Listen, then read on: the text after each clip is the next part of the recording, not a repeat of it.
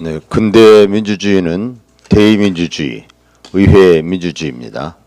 그 핵심은 국민들이 직접 선출한 헌법기관인 의회가 국민들에 의해 부여받은 민주적 정당성을 통해 지속 가능한 민주공화국 체제의 수호를 위해 국회의 각종 권능을 행사하는 것을 의미합니다.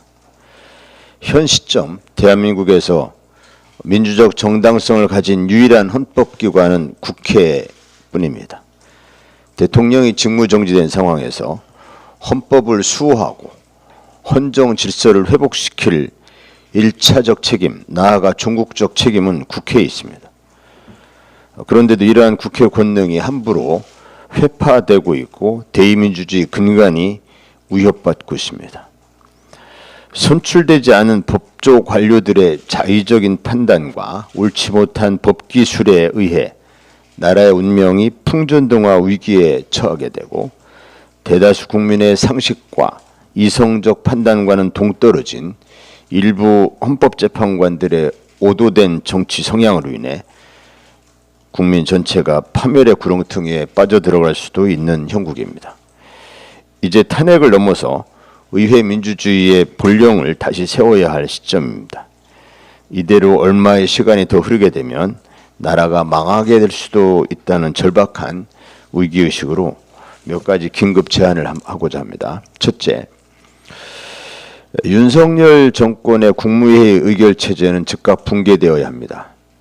윤석열에 대한 탄핵은 위헌 위법한 내란에 대한 탄핵이므로 내란에 대해 묵인 방조 혐의가 있는 윤석열 행정부 국무위원은 일괄 탄핵되는 게 마땅합니다. 조국 신당은 탄핵 당시부터 내란 동조 국무위원 일괄 탄핵을 주장해 왔습니다.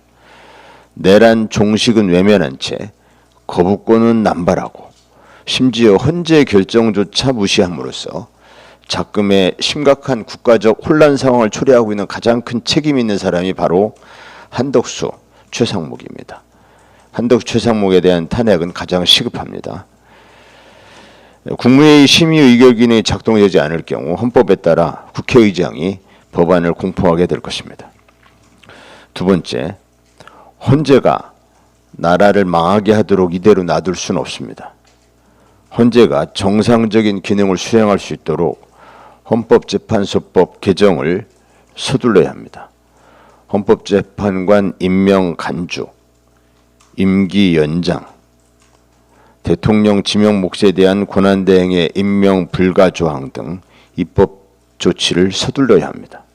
세 번째, 헌재에 윤석열 파면 결정에 대한 최후 통첩 후 이것이 불이행된다면 국회는 즉각 헌재의 기능을 중지시켜야 할 겁니다. 국회의원 3분의 2 이상의 결정이 정치적으로 편향된 소수의 헌법재판관들로 인해 무력화되도록 방치하는 건 대의민주주의의 근간이 무너지게 하는 것과 다를 바 없습니다. 국회의 권능으로 그런 위험 요소를 사전에 제거해야 합니다. 네 번째, 야5당은 물론 학계, 종교계 지도자, 지식인사회, 각 시민사회단체 등 각계각층에서 동시다발적으로 비상시국회의를 열고 작금의 시국 상황에 대한 진단과 대응책을 논의해서 나라를 구하기 위한 국민 총의를 모아야 합니다. 비상한 시국이 도래할 수도 있습니다. 민주적 정당성을 가진 유일한 헌법기관인 국회가 과도기적인 비상입법체제를 수립할 수도 있다는 비상한 각오를 가지고 만반의 준비를 해야 합니다. 상식과 양심에 기댄 낙관론에 근거한 희망의 시간은 이제 끝나갑니다. 우리 민주주의 체제의 건강성에 대한 시험도 종착점을 향해 달려가고 있습니다. 이번 주 금요일이 헌재에게 주어진 마지노선입니다. 그 이후 새롭게 펼쳐질 상황은 온전히 국민 주권에 의해 실현될 것입니다.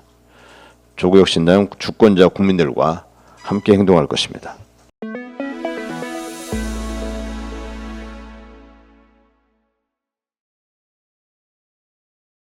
스픽스는 말하는 언론입니다. 대세는 유튜브, 그중에서 스픽스.